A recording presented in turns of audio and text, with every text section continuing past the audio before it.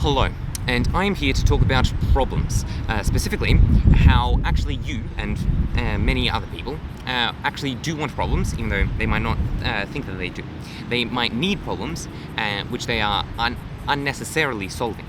And by actually creating, or maybe not creating, but keeping those problems, they could actually live a more fulfilling and happy life. So, that's sort of my introduction, but this is my main sort of argument starting now. You can actually see that people are already sort of creating problems for themselves with no other reason than to just have a problem and then solve it. And you can see this in, I guess, a very easily seen, I guess, example. An obvious example would be video games, where people intentionally play video games in order to have the game give them a problem, like if they're playing a shooting game, that, you have to shoot these things at these targets. Or a game about cooking, you have to cook these things. A game about running, you have to run this area in a certain amount of time, or racing games. And the benefit that they actually get from it is very minimal. I guess you could say hand-eye coordination, and that would be obviously correct, but after a certain point, you sort of get up to the maximum hand-eye coordination that you could possibly get out of a video game, and they keep playing. And anyway, the amount of time that they spend playing these video games far outweighs the actual benefit that they gain in terms of real applicable skills. So it's mostly the reason why they play these games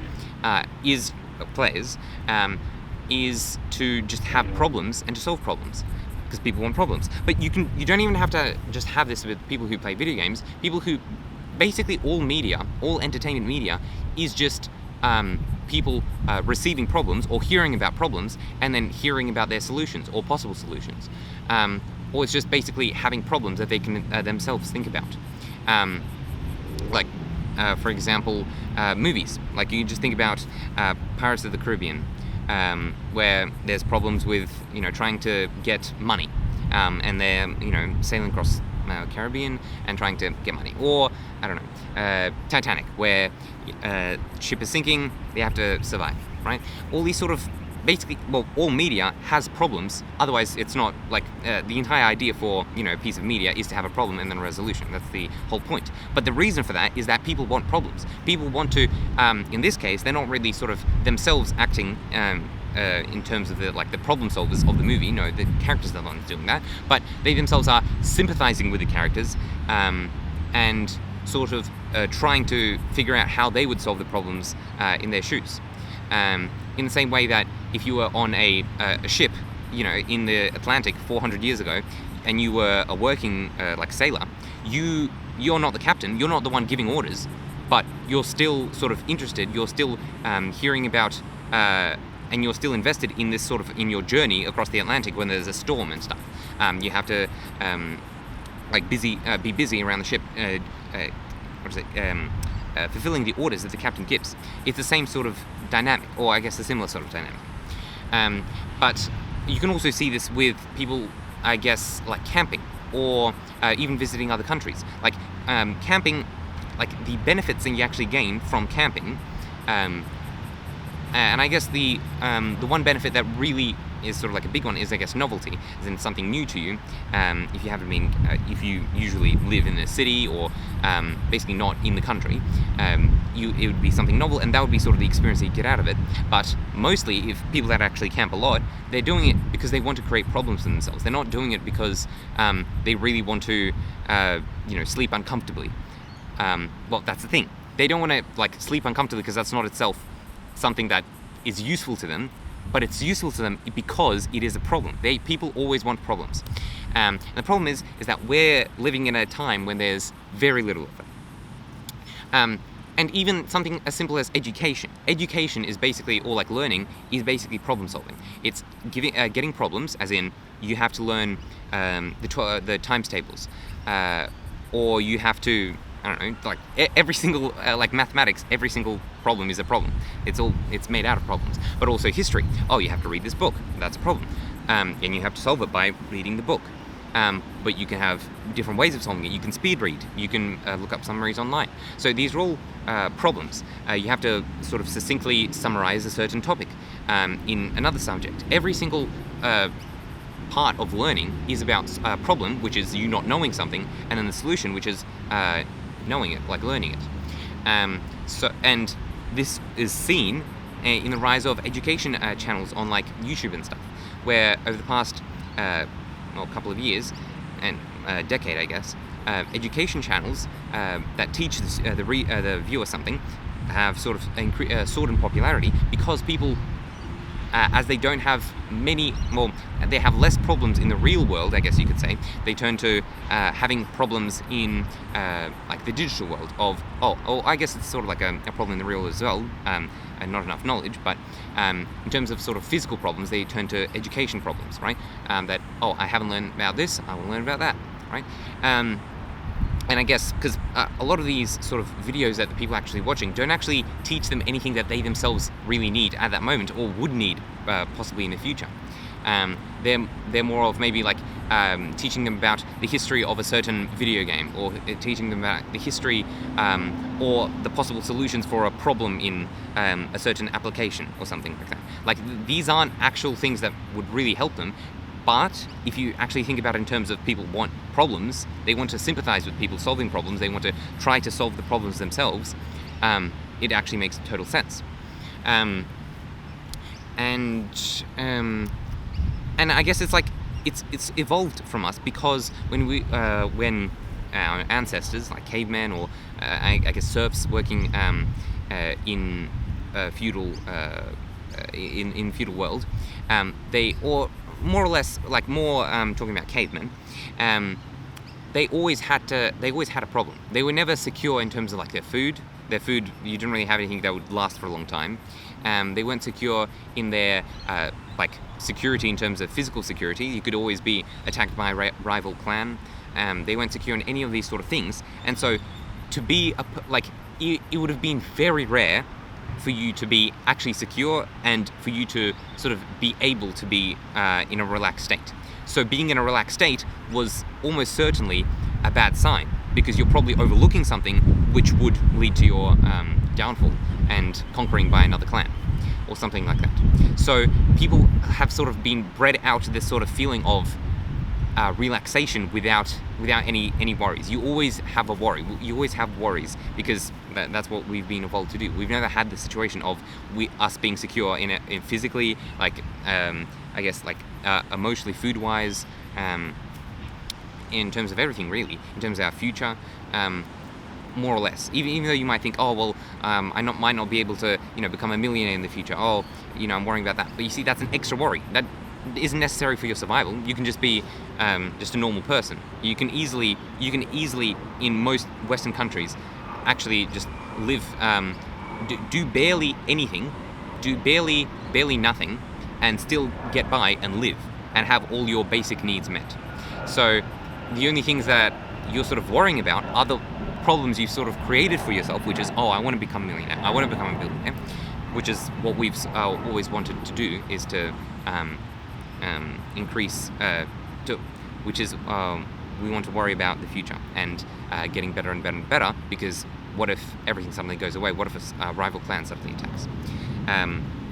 Stuff like that. And so the problem is that we're solving problems like, for example, dishwasher. People buy dishwashers in order to not wash their dishes. They clearly think, I'm washing dishes, this is a waste of time, I should buy a dishwasher, then I don't have to worry about that. They think about laundry. Barely anyone does laundry by hand anymore, unless you're living in a village. So you buy a laundry machine, because that's a waste of time doing laundry. People think about like vitamin supplements. I don't want to sort of plan out all the way I eat. What about I just buy vitamin supplements and I'll just directly eat those vitamin supplements, and then I don't have to worry about anything else. I don't do much exercise and stuff. Okay, I'll just buy a gym membership, and so there's a specific place for me to specifically do that specific thing, which is sort of work out and exercise.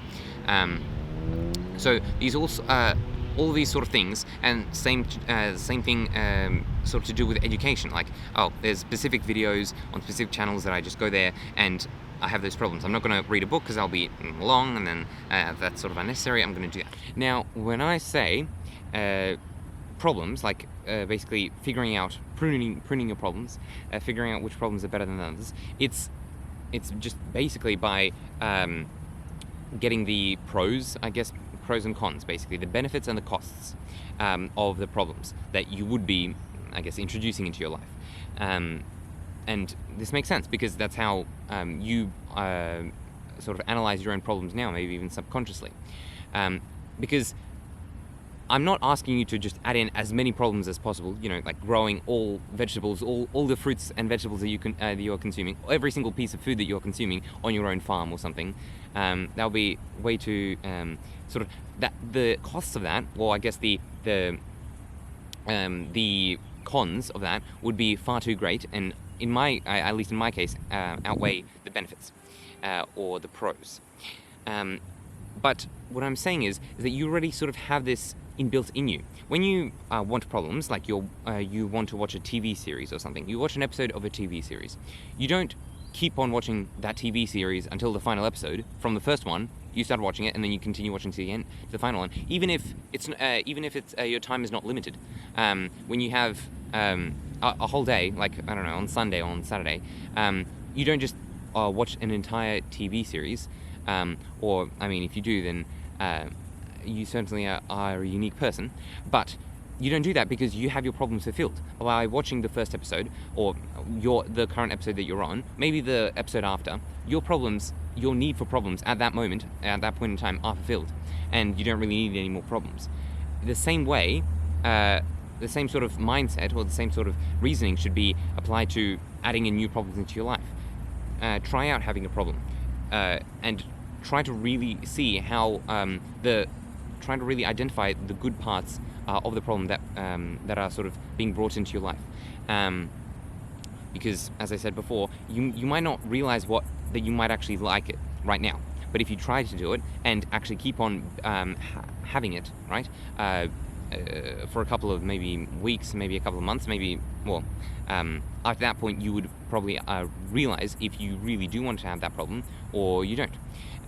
So there's obviously a middle ground between having as many problems as possible, sort of putting that onto yourself, or and I should say having the easiest life in the world.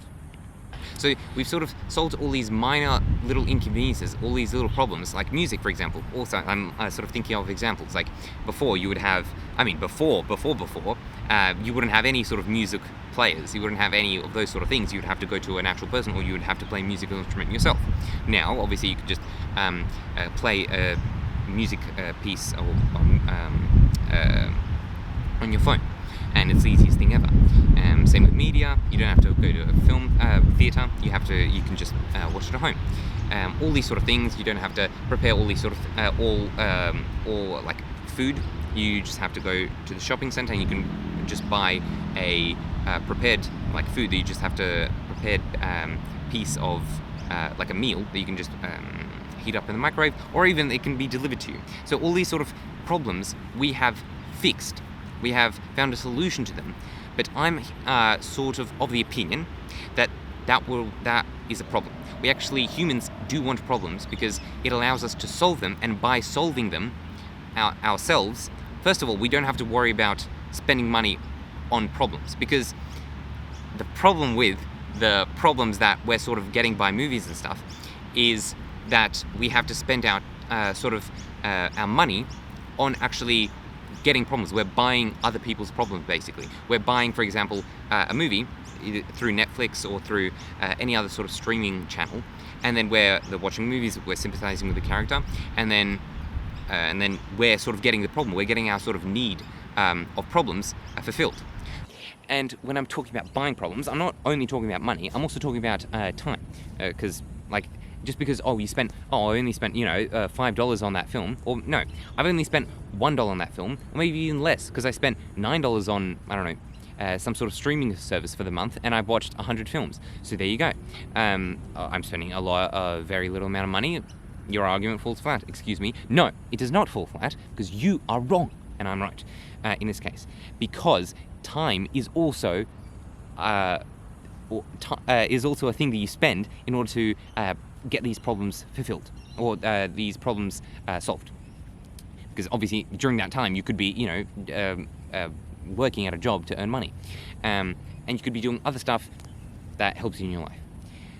And when you buy problems, the people that are creating those problems, so that are writing the films, that are creating films, that are operating the carnival carousels that you're riding on, that are operating, that are working on the roller coasters that you're riding on, basically all of the people that are actually working on or creating the problems for you, right, the ones that you're buying, they have an incentive for you to keep coming back, right? They want you to keep coming back, to keep buying the problems. So, for example, in a film, you never really, or TV series, and you see this with a lot of American, for example, TV series, you never really get closure, or as in, you never get a final sort of end, which is what all humans want. They always want sort of an end, because that's obviously the final resolution. But as these people want to keep having the problem unopened, because then you're dying to get it solved, right? That's where they can keep setting back the closure, the solution, right, until it's out of frame, or in this case, or in the real world, until it's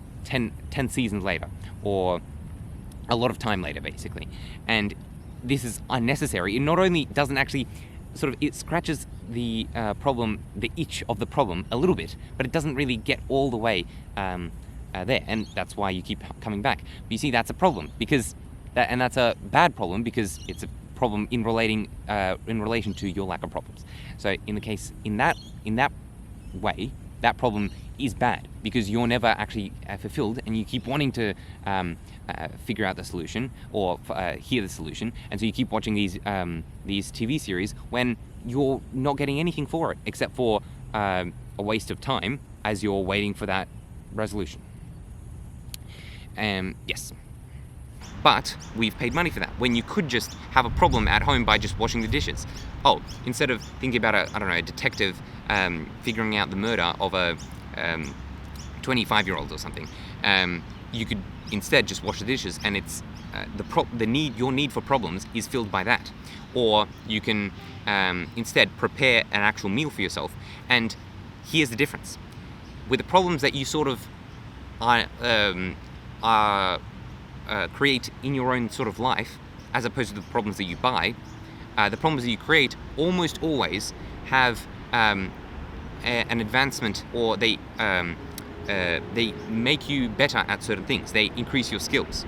So cooking or something, that would help with a lot of different things. Hand-eye coordination with a knife, that would help with sort of creativity in terms of how, if you don't have a certain ingredient, what other ingredient are you going to use, how this sort of fits in with other cooking recipes that you thought about. And that's the reason why the problems that you sort of create, not only are they actually cheaper, almost always cheaper, as compared to the ones that you buy, but also they actually teach you more stuff, and actually are more beneficial to you as a person. And the other thing is also this: if you remember, if you have watched my video on loneliness a couple of years ago, I sort of talked about how what people actually want is sort of the unnecessary social interaction, or the unintentional social interaction. Not unnecessary, it is necessary. They want unintentional social interaction. Like, for example, when you're going to the shop to, buy milk or something, then you can talk to a neighbor who's also going to the shop and buying milk. Or when you're washing dishes, you can talk to a person in your family who's, still eating the rest of his meal, as opposed to you going back to your room and staring into your phone, or looking at your laptop. And of course, you can say, oh, well, I'm just not going to go into my room when I put the dishes into the dishwasher. Instead of not having to do the dishes by hand, I can just put the dishes into the dishwasher and just stay there and talk. Well, guess what? The first thing is, it doesn't force you to do it, right? There's always the option of you going to your room, and that sort of defeats the purpose. You're feeling like you're sort of unintentionally sort of creating the problem for yourself. It's supposed to be actually unintentional, but this is intentionally creating the problem for yourself, which makes the whole encounter sort of not as, I guess, realistic as, I guess you could say. It doesn't feel like you feel the falseness of it. You feel like it's actually being constructed. It's not an actual problem. And it doesn't create the stories, right? you would have a much better story if you would have, instead of just sitting down at the table and just talking, you would have you doing the dishes while your person is talking. So that means you might be scrubbing it, and then you might miss a word. Oh, what did you say? Oh, why do you always do that? Okay, fine, I said this, blah, blah. But that's something interesting. That's some conflict, right, that you wouldn't get if you were just sitting and staring into the other person's soul. Just imagine this situation. Please, right? You do the dishes by putting it into the dishwasher, and you think, I'm not doing any dishes by hand. Thank God for modern technology. Then you go into your room. Then you turn on your computer screen, your laptop, and then you start watching a TV series about a teenager, or in this case, I'm a teenager, so something that's relatable.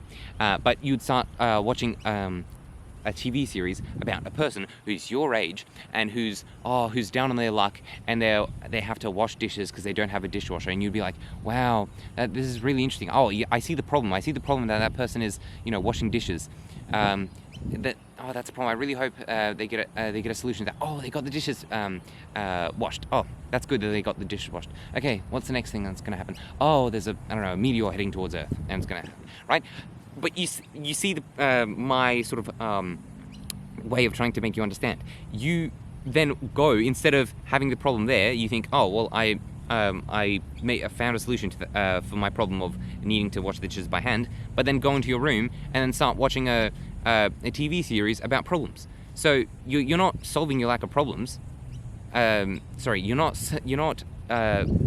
finding a solution to all of your problems, because you're creating problems, or not creating. You're creating for the problems for yourself by sympathizing with the problems on screen.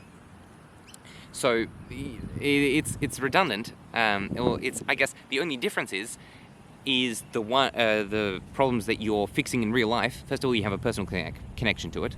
The second thing is you're obviously gaining actual real life skills when you're doing it. And third thing is you're doing exercise. You're expending energy, which with obesity rates being so high, you might want to look into that. Right? All these sort of unintentional interactions that are what humans actually want they're much more likely to be sort of given the environment, or given sort of given the setting, right? Be given the setting in order to actually happen when you do these problems that you create for yourself. As opposed to watching a film, how you're gonna you're getting your problems, right? But how you're gonna talk to a person while you're watching the film? That's not gonna happen. While you're washing dishes, you can easily talk to a person. While you're going to the cinemas, if you don't have films at home, while you're going to the cinemas, you can talk to people on the way there. And when you're there, much more likely to be people that are interested in the film and be very similar to you, that you can strike up a conversation with. All this unintentional interaction is exactly what is sort of or what is facilitated by these problems that are you think that you need to solve, which you actually don't need to solve. And actually you would have a much better life if you didn't solve these problems. With music, for example, how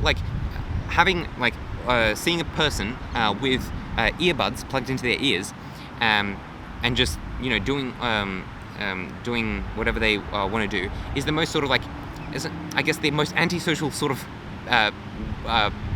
way that a person could sort of signal to other people that they don't want to talk and they don't want to do anything like that, right? Because you're literally you're blocking part of your senses to other people, and you're signaling to other people that you don't want to talk and you don't want this unintentional social interaction.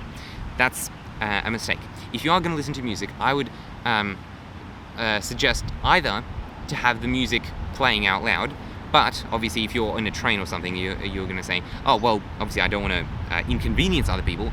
Exactly. That's why you don't listen to music in the train, but you do something that would actually facilitate unintentional social interaction, which is, for example, reading a book. Because books are actually really, really good. Especially, and going back to something that I said before, this sort of deficit of problems, it can be sort of seen, and it leads to people sort of, especially with the news and stuff, being really latched onto news events, especially ones that just don't concern them at all. And I think that's a problem because, first of all, you forget about the things that actually matter, and it causes all sorts of divisiveness. You're up to then the sway of the media, all this sort of stuff that you just don't have to worry about, and you instead. But the thing is that you do get sort of influenced by all of this, like bias, media, all this sort of like other opinions that are completely unnecessary to your life because you want problems. And where you do find problems, you find problems in the news. Constantly, it's kind of the job of the news is to show you problems. That's why people like watching the news, that it gives them problems. But obviously, that is not beneficial at all to their situation. And that's why you see rich people, right? Rich people have nearly all their problems fulfilled, except for the lack of problems. That problem is pretty unfulfilled. And so that's why they really dive into charities. They're really interested in all these sort of things where they have to help other people because they themselves don't have any problems. So they sympathize and empathize. I'm not exactly sure. I know there's definitely a difference between the two, but I'm not exactly sure the difference of the difference. They empathize and sympathize with other people in other countries because they don't have any of their own problems. So they find their other people's problems and then pour their money into that, or pour their time and energy into that, which doesn't actually help them. It doesn't help them, it helps the other people, and it helps their lack of problems, but it doesn't develop them as a person. And so that's sort of like a problem for millionaires and billionaires, is that they should sort of find the problems in their own lives. Because everyone has problems, and you can create your own problems quite easily, even rich people. That's why, kings in the olden days, when they were, they had the entire country under them, and they had probably even more power than billionaires or millionaires, just because when people say power, they sort of mean power over other people. It doesn't matter that you have a flying car, or you have, an iPhone that can play music. That's not really power, because at this point, well, not a flying car, but a phone that can play music, that would be incredibly powerful 500 years ago, but any person can have that. Any person can use that, and so are you going to call them every single person powerful? No, because power is power over other people. So all these sort of powerful people, that kings that had more power than billionaires and millionaires, they still would go on hunts. They would leave their castle, they would sort of leave their absence of problems in the castle where everything's provided to them, and they go out and they create a problem of they need to hunt to show off their skills, or just to have a problem, and then by them hunting animals, they solve that problem. So there's always a lack of problems which obviously leads you to be unhappy and wanting to create your own problems. So I would never suggest, I would suggest to sort of understand which problems are actually good and bad, because there definitely are sort of bad problems that you definitely should solve. And there's sort of problems like with your own sort of, with your own character, with your own person, like maybe you're late always, or you never commit to anything, or you don't finish something. If you start something, you never finish something. So you never sort of go work on something till the end. Like all these sort of problems, they are much better. They should be fixed. You should fix them, and you would become a much better person while having other problems. And I would call them sort of recurring useful problems, recurring necessary problems, like washing the dishes, preparing meals, those sort of things. Another aspect of why these problems, these recurring useful problems, are great and a benefit of them, is that they create stories. Now, you might think, well, stories, that's what you get from movies, from TV, from films, from YouTube videos, from a lot of places that you consume media, consume entertainment. Basically everything is a story, because it's a problem and a resolution. Well, problems have resolution, so obviously these problems would create stories, as you are having a problem and a resolution, but they create stories in the way that you think of stories are, in the way that sort of like they have not only a problem and a resolution, in the same way that you wouldn't call mathematics a story. You wouldn't call, oh, what's 2 times 2 plus 2 divided by 2 times by 50, right? That's not a story, even though that's a problem and a resolution. Oh, there's this problem and the resolution is, I don't know, you tell me, comments please. But what it does create is the stories that you sort of think, which is basically stories with additional information and more problems and more stories, and they're sort of all linked together, and basically a more complicated version of basically a maths problem. So in stories, right, in terms of the stories, there are basically a couple ways that your stories are going to be better than getting stories from film or from TV. And the first way, they are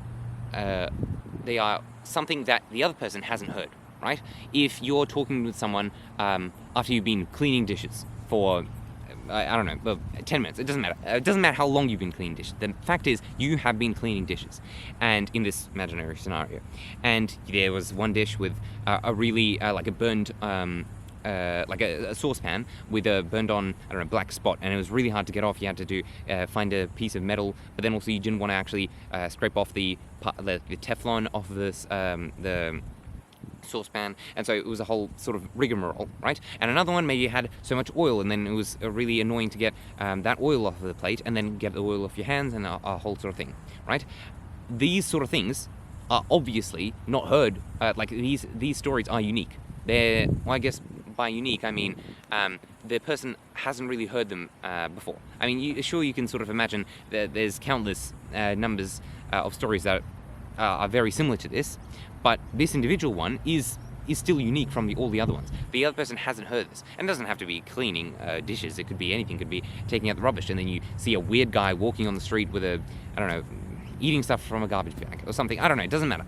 But basically, these sort of things, they are unique, right? The other person hasn't heard of them before, so therefore you would probably actually want to talk about them. Because if you talk about a film that you watched, a recent film, the other person, if it's a good film, they probably have watched it. Or if they haven't, they probably have seen reviews of it online. They have talked to other people about it. So there's not much point in discussing entertainment that is all like these sort of popular films. And it's not, and there's no point. There is a point, but there's less of a point than these unique stories that you create for yourself, or that are created for you individually. Now that's the first thing. The second thing is that at the same time as they are unique, they are also universal most of the time.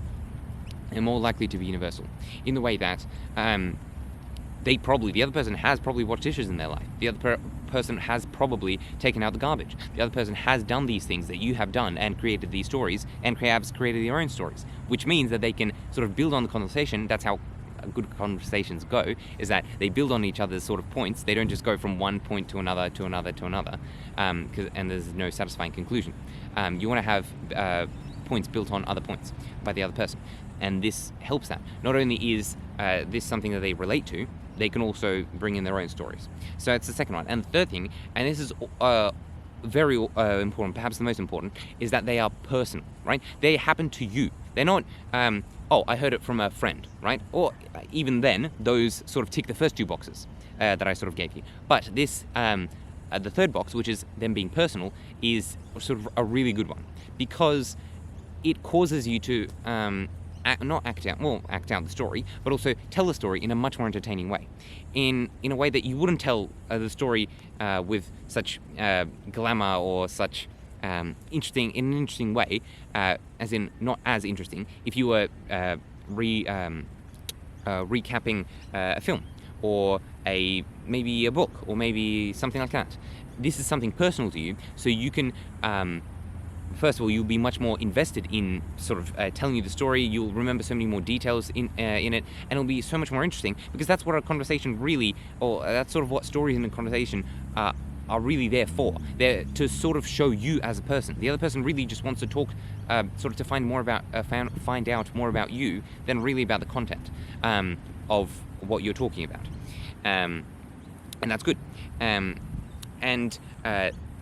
The second thing is that these stories, as they are personal, they help the other person find out more about you in terms of your own details that you add in. Like, for example, a detail like the dishes are red because red is my favorite color, or they have scenes of battle because I was a soldier 15 years ago, and I shouldn't tell you this, but I was actually a spy a couple of years before that. Anyway, something like that. They help you link that to the story, which makes it more satisfying instead of just saying, I watched a film about that. By the way, I have also been a soldier 15 years ago and a spy 3 years before that.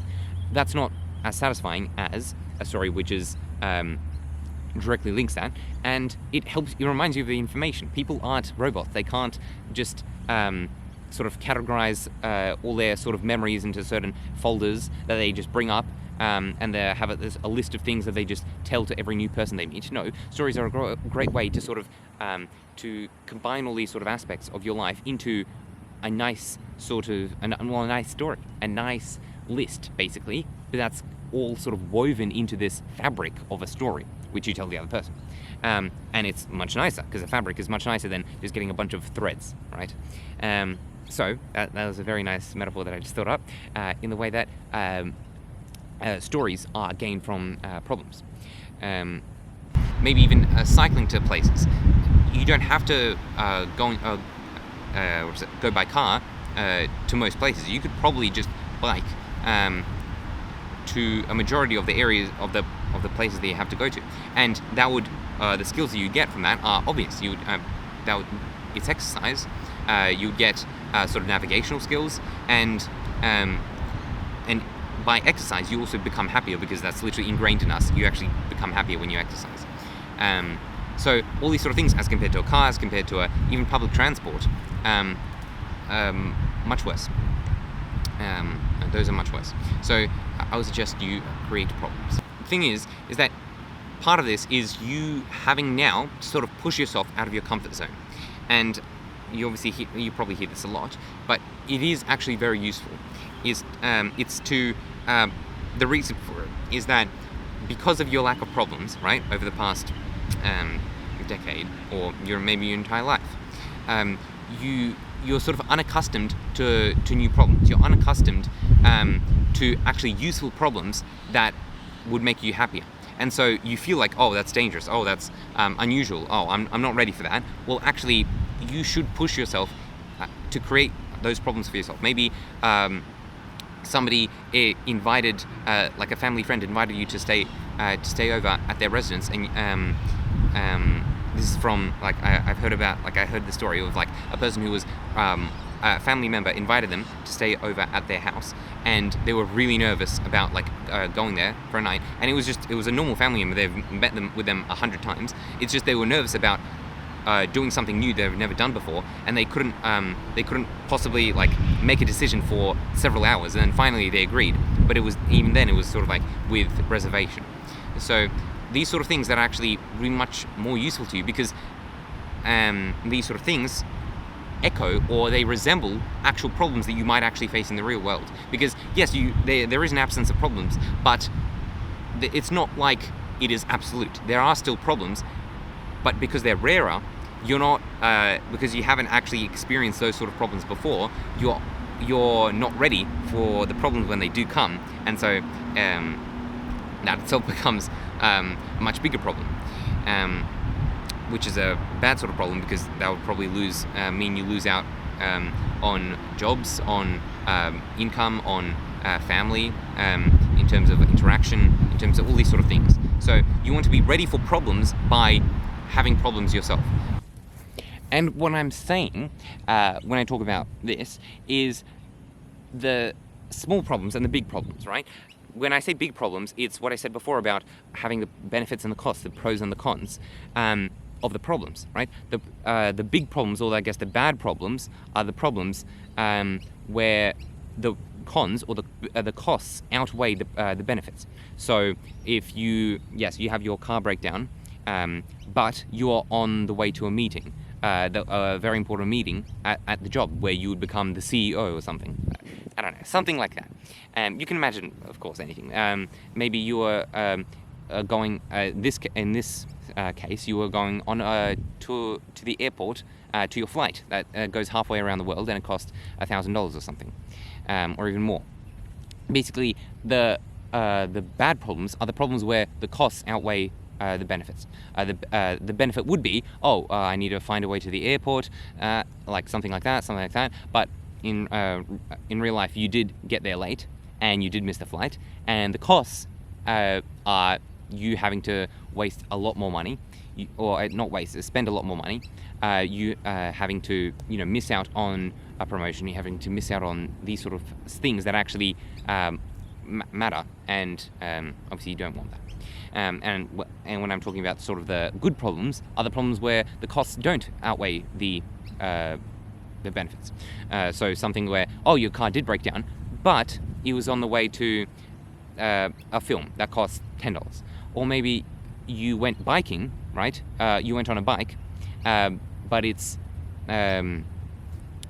to the cinemas or to a friend. And you don't have to be at the friend's house at exactly 4 o'clock. You could be there at 5 o'clock. You could be there at 4:30. You could be there at maybe 5:30, because other friends are going to go there. So it's not like they're going to be alone. So that's the way that you actually distinguish between the good problems and the bad problems, or the ones that you have to care about and that you should actually more focus on definitely completing the problems instead of problem solving, as in making the problems easier compared to the ones where you want to make the problems harder.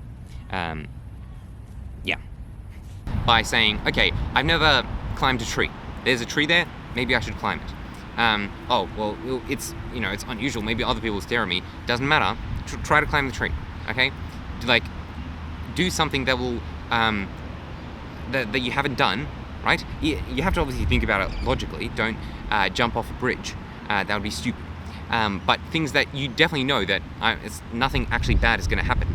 The only thing that would happen is I'm going to be doing something that's new, and that problem is actually very beneficial to you. Those types of problems.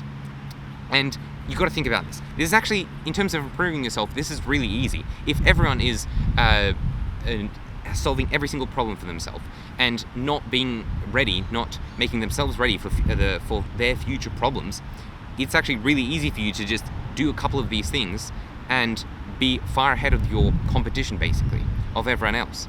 And they'll set you up for a good place in your future life. Now, that was sort of like problem discipline, like disciplining or pruning your problems, right? Pruning your problems, alliteration. But now I guess it's now I want to talk about informational discipline, or pruning your information, because we're constantly bombarded with information through usually just watching videos or listening to audio or something like that. Just constantly bombarded with information from our phones, less so from books, which is actually a much better way of receiving information. I'll get onto that in a bit. And from TVs, from anyone really, even from other people. And the problem with that is that humans, they get smart, right? They become smarter, they become more creative. And creativity, I guess, it's similar to smartness in terms of the ability for your brain to create new connections and to sort of think about problems outside of the box, I guess. The way you do that is by reflecting, is by thinking about the information, the media that you consumed. If you watch a movie and you get to the end, it finishes, and then you get onto watching something on your phone or doing something else, right? You don't get the time to reflect on the movie. You don't reflect on the movie. You don't think about how that feeds into something that what you already know about what you've already watched. If it's a war film, how does that fit into what you think about war? How does that sort of reflect on what decisions did the character make and how they fit into the decisions that you can make in your own life? Like, even though your life isn't a war, you can think about how that could possibly relate to aspects of your own life, because every sort of action in every sort of situation can almost certainly fit another situation. Especially like with war, you can easily point to, well, there's teamwork in a war, and there's teamwork in basically every aspect of human life. So there's always, you should always analyze and reflect on basically every piece of information that you receive. Even something like YouTube, like watching YouTube videos, you should never sort of have this sort of constant stream of YouTube videos that are constantly like assaulting your brain, assaulting your eyes, and never having a pause or time to reflect. It is a very bad idea, because you forget. You forget. If you don't reflect on the information, you don't build up neural pathways, because how neural pathways work in your brain is just neurons sort of like in a line, or not in a line, but in a pathway, right? And when you think about that sort of idea, those neurons light up, right, in a chain, and they become more closely, not fused, but they become closer together. It's basically what it creates in the end is that sort of path, that pathway is easier to be not lit, but like it's easier to sort of reflect and bring back that information to help you in your future life. So if you don't reflect on information, and obviously that makes sense, if you want to remember something, you repeat it over and over, and by thinking it over and over, the neurons, like, I'm pretty sure they do get closer together, but what it gets to in the end is that sort of pathway is easier to, what is it called? Not relight, but basically to recall that piece of information. And so, and it gets put into your long-term memory. And so, if you then don't reflect and don't recall and think about the sort of movie or piece of media or educational video that you watched, then you forget about it, and it was just like that you never watched it. There was no point in watching it if you don't reflect on the video. You have your problems fulfilled. Your problem is lack of problems. You want to learn. Okay, you learned. For that 20 minutes, you watched the video and you learned about a certain topic. But the problem is, if you don't remember, it's not a useful problem.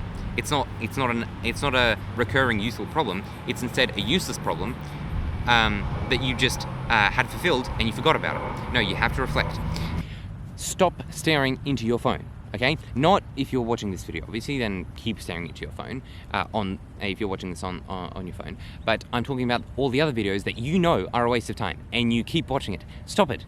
It is clearly, in a lot of cases, an addiction, even though you might not think it is, like a lot of addicts do. That's just like what an addict would say. But it's obvious that a lot of videos, I'm sure you can recognize easily which ones are the ones that it's a waste of time. I'm looking at all these sort of like small 7-second videos, or even a minute videos, or even 2-minute videos. A lot of the 10-minute videos and 20-minute videos as well, like the history of a random thing, or the solutions to a random sort of thing, that are not useful. First of all, the way that you should be consuming sort of media is specialized, as in like if you're going to watch videos all in the same week, try to watch videos on the same subject, because that's the way you learn. It's neural pathways. You're activating the same neural pathways. You're going to remember it much better. Do it specialized, right? Don't watch 5 videos on 5 separate things. Do 5 videos on the same thing.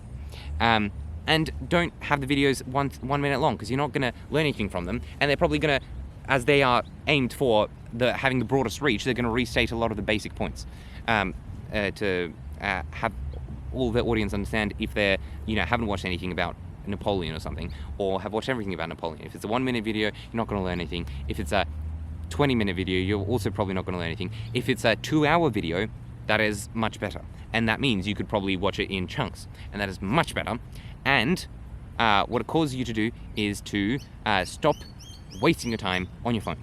Because when you're not, when you get bored of watching videos about, watching that 2-hour, 3-hour, 4-hour video about Napoleon, you do what? You stop staring into your phone. You don't start watching another video because, oh, well, I'm bored of Napoleon, so clearly I need to watch another video. No, you need to stop, you need to reflect, because reflecting is very important. That's the way you build neural pathways, and you need to start doing something creative.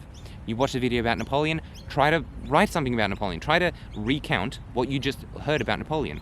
Try to imagine, or not imagine, try to sort of write down something for your friends to read, and they can, first of all, that sets standards. You're not just doing it into the void of space. You're not doing it for no one. You're doing it for someone who will read it, and you are incentivized to sort of make it more interesting, and this causes you to be creative. This causes you to think, help to sort of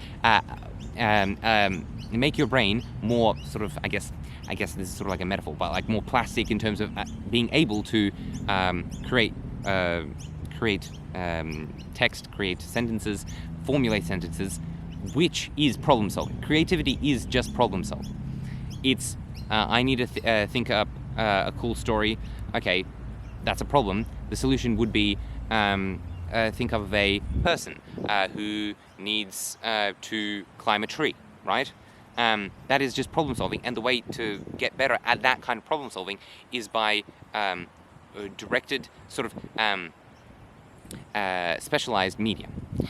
Because when you don't have all these sort of influx of just masses of information of what did you know about this, did you know about this, did you know about that, did you know about that, you can't focus on the minutiae. But the minutiae is actually very important. It's in the same way that you might think about I don't know, a book about Napoleon, right? Or no, just a video about Napoleon, and there's a person talking about what he did in his life. Now, if you just watched a video about the Mariana Trench and what happens 2,000 leagues under the sea, 20,000 leagues under the sea, you are going to be just, first of all, bombarded with information, and you're going to be sort of getting all the most sort of surface level facts. So this battle happened at this date, this battle happened that date, maybe he did this, he did that. Now, if you just watched another video about Napoleon, this will be, first of all, you'll sort of be able to infer, or you'll be able to get the sort of under the surface, the facts just under the surface, those facts sort of out of the video, and be able to understand them. Why did he go around the trees? Because Napoleon really liked going around trees. He was a tree lover or something. He was an environmentalist. Something like that. Basically, it allows you to sort of get the facts under the surface, which then can be put into your own stories, because you're going to be thinking, how about I make this guy really like trees? He's going to be an environmentalist. He's going to be planting trees everywhere he wants.